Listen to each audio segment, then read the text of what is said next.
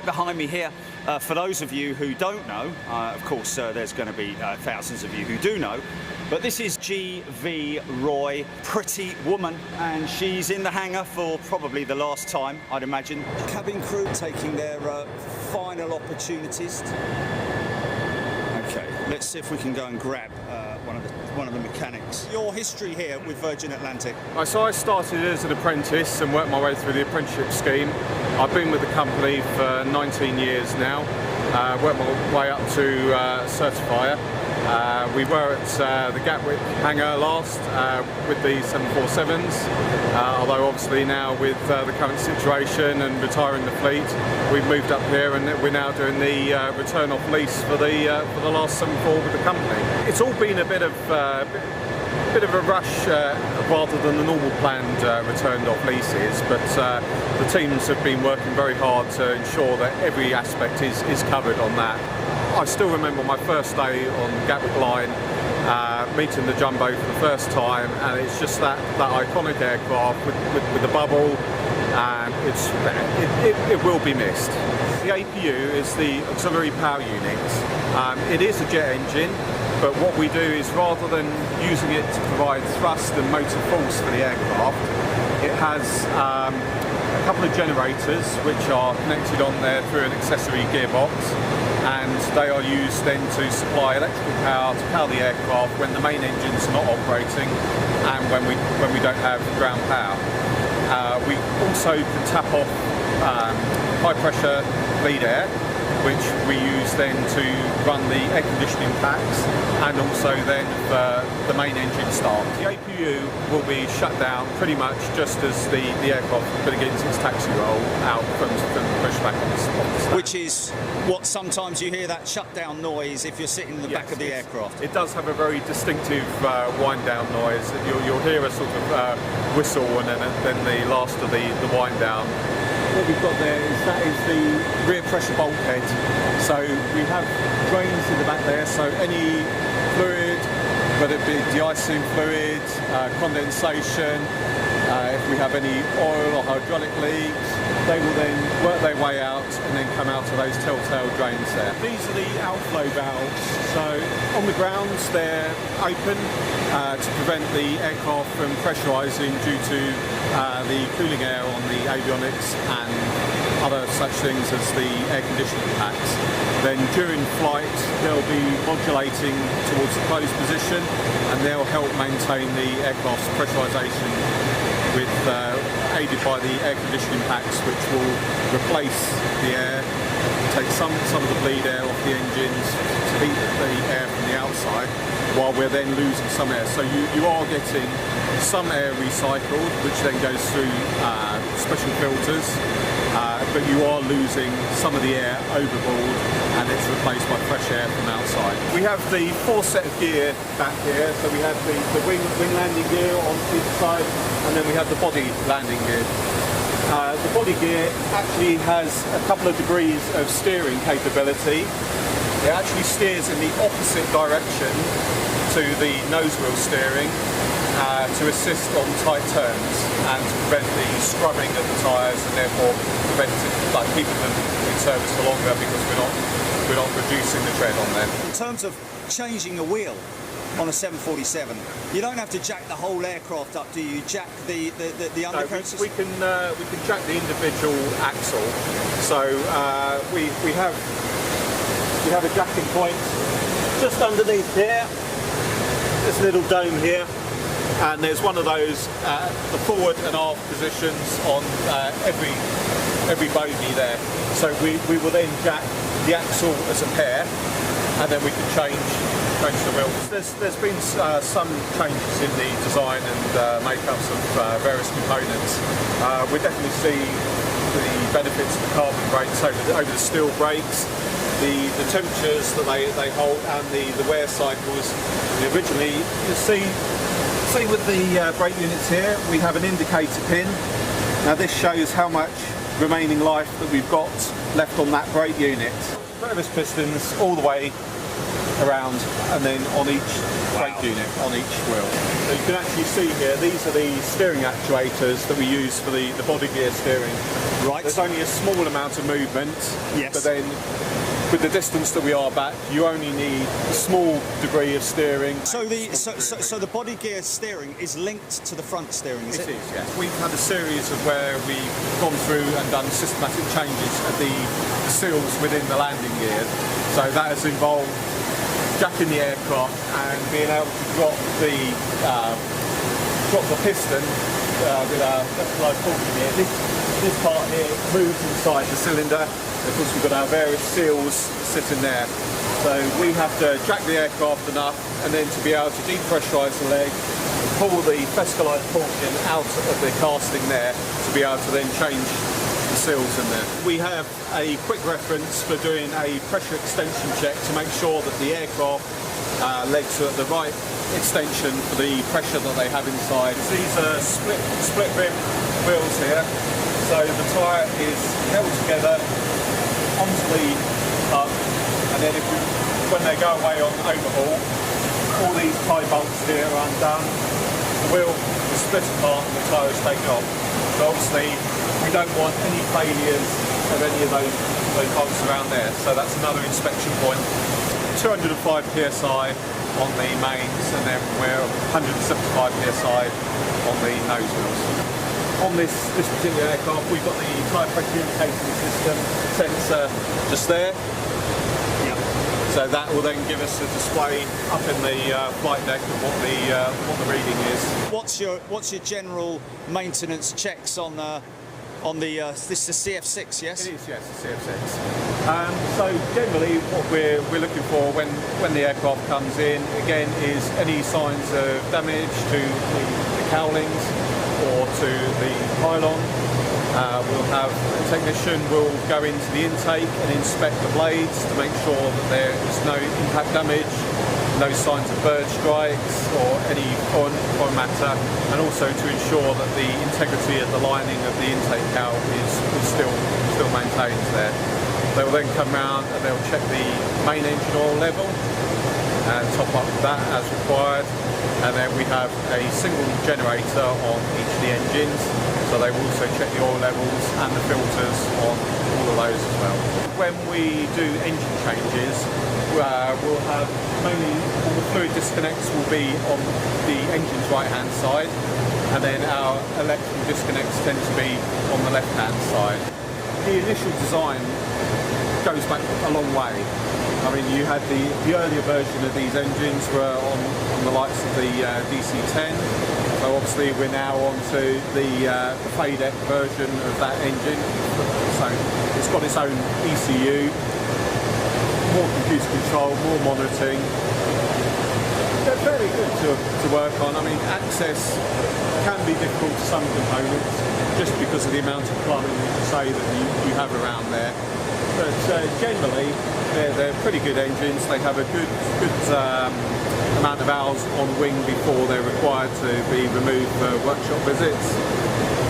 And we can do an engine change in fairly quick time. There's various components that we will swap over between ones. The main thing being like the inlet cowl. We may have to swap over the exhaust nozzle and the exhaust plug. We will have to swap over the generators as well. We may have certain components like hydraulic pumps that have been removed and replaced, or that we've had to take one of those to then service another engine or aircraft. So normally an engine change will be done in around a 24-hour period. There are certain tasks that we can carry out with the engine on wing, and then there's certain tasks that will require either the engine to come off and go through our engine workshop, or if it's more in depth, we'll then have to send it back to the manufacturer or another third-party owner. Yeah, we tend to say the wet and dry side are higher up for our disconnect points from the pylon, so where the engine actually mates to the aircraft itself. We still do have wet components, so on the left-hand side of the engine here we have the generator, and we also have the hydraulic pump. So there are still wet components and lines running down there, but the majority of the disconnects are wet and dry. So we have our hydraulic pumps up here. So we have an air-driven pump. We also on this aircraft have an electric auxiliary pump. We then have the reservoir for the #1 system just here, and then the various K-strain and pressurisation modules, and then followed by a filter up the back end. And that link arm there is literally the connector, one of them. Yes, it's all part of the structure that holds the engine on there and takes the engine loads.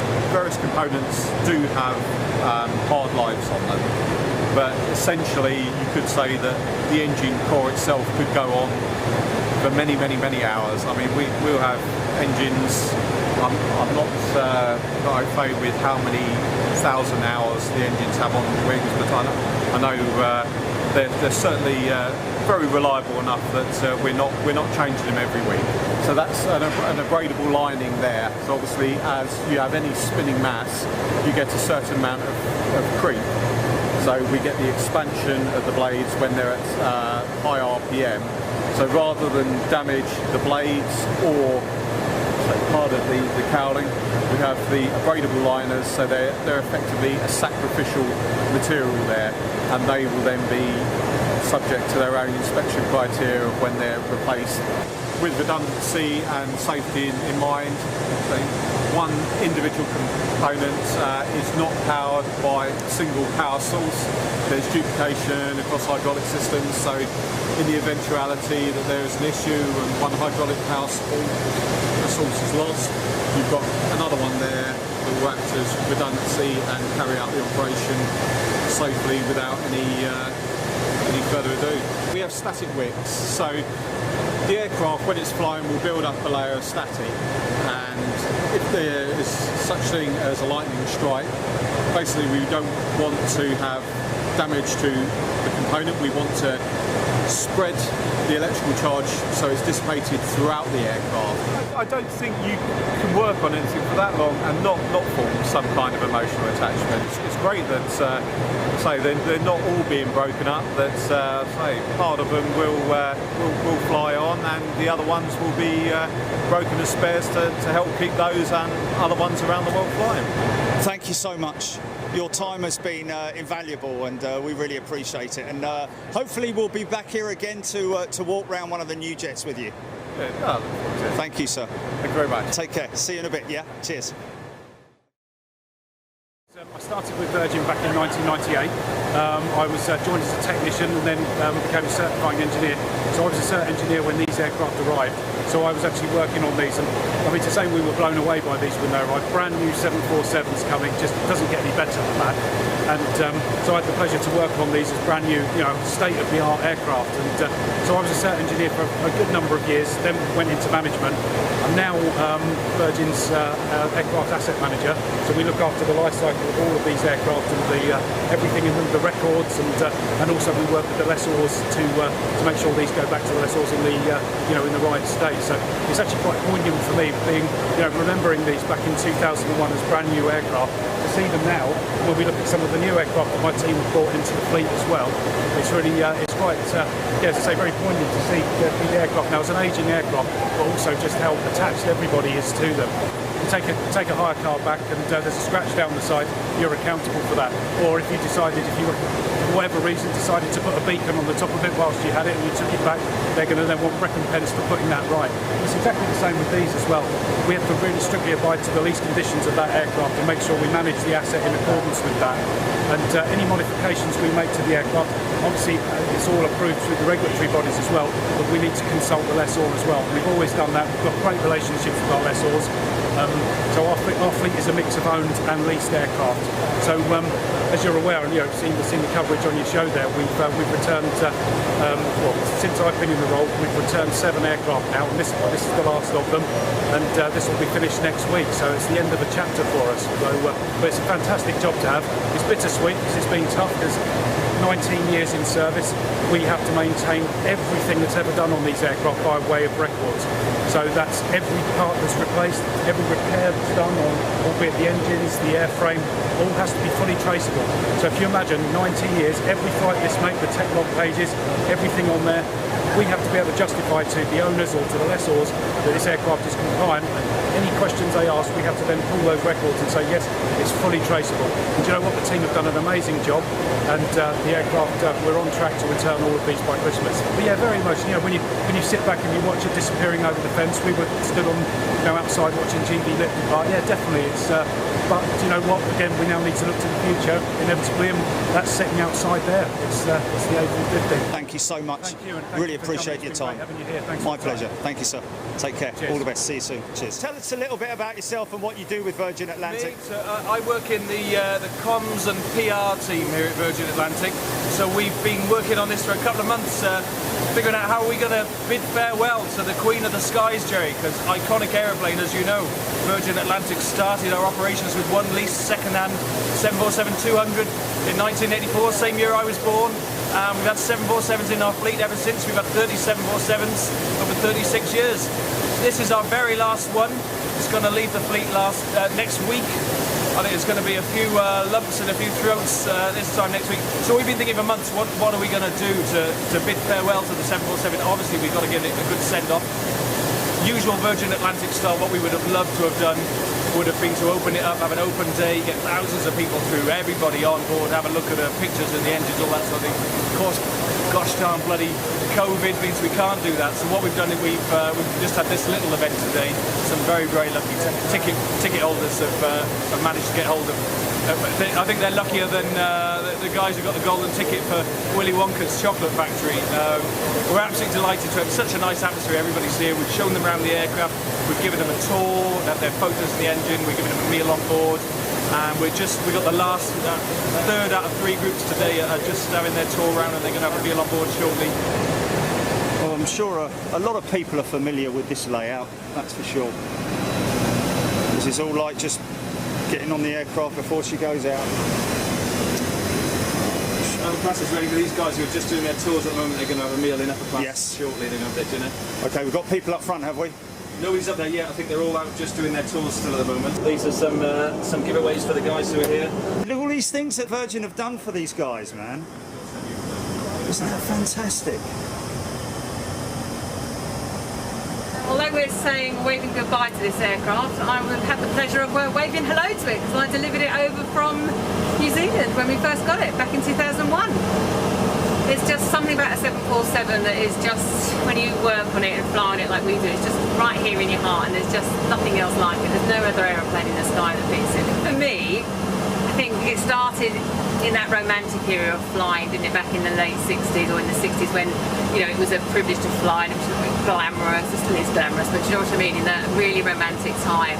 And I think you just fall in love with the aeroplane if you love aviation. And obviously my first job as crew was on here, and I think your first aircraft, a bit like your first car, fall in love with it. It's your first love, isn't it? And this is probably mine when it comes to aviation. So it's an incredibly poignant day today. I understand why we're moving on, and like you say, all the new fuel, twin engine, everything else, but it's with mixed feelings, I think, isn't it?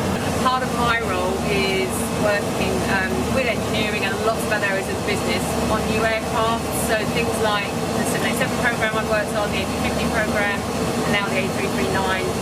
And I look at, when we're ordering aeroplanes, as to how we'd like the galley laid out for the crew, what works for the crew and the customer, and I put my input from operating on an aeroplane. So it's quite a nice niche role, really. When you bring these into service, they normally don't look anything like this. And the one thing that we always do really well, I think, is virginise the interior of our aircraft, which makes them, I think, even more special than any other 747 or any other aeroplane. Thank you very much indeed for your time, and it'd be lovely speaking to you. Thank you. Thank you. Yeah, we should come and say.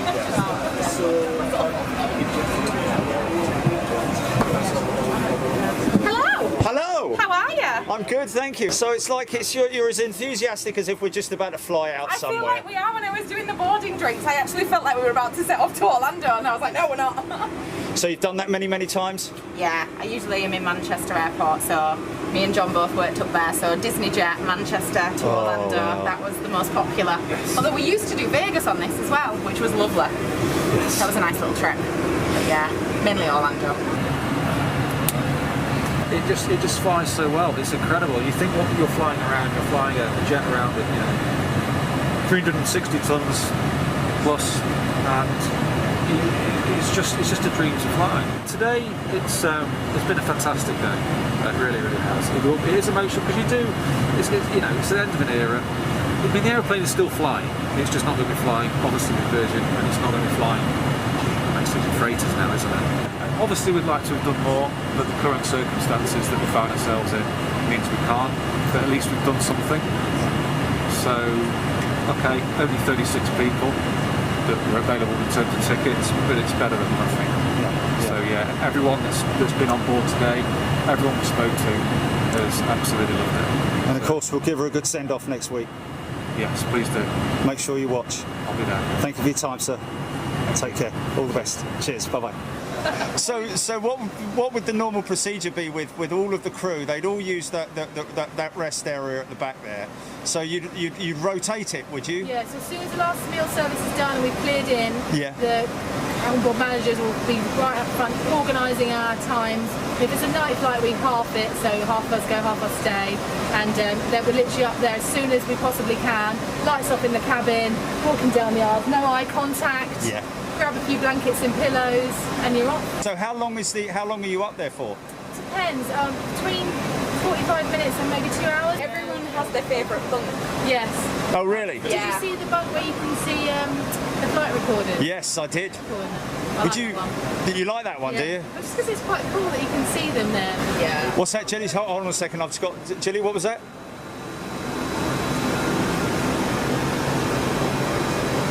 Kirsty served us on our flights to Orlando. Hey, there we go. Yeah, fantastic. Isn't that great though, man? Yeah, it's just a very sad goodbye. Yeah. Don't catch me crying later. No. Thanks, guys. We'll get another camera shot. Appreciate your time. Are you going to come and watch her go off next week if you can? I hope so, yeah. I Yeah. hope so. Yeah, that's going to be a tough one. Yeah, it will be a tough one, You won't guys it? going to be there? Yeah, we're filming it live. It will be live. So if you don't see it, you'll see it live on Facebook or YouTube. I'll be watching it live because I'm aware, so I won't get to come see it. Oh, okay. Well, make sure you come in and say hello because we'll be reading out comments and all that as well. Oh, it's a shame. Nice to meet you anyway. Yeah, nice to meet you too. Well, Gareth, what can we say? Thank you so much. Pleasure. We're delighted to have you here. Oh, and we're honoured. We're really honoured. And on behalf of everybody across the world, you know, fans of Virgin Atlantic, fans of the 747.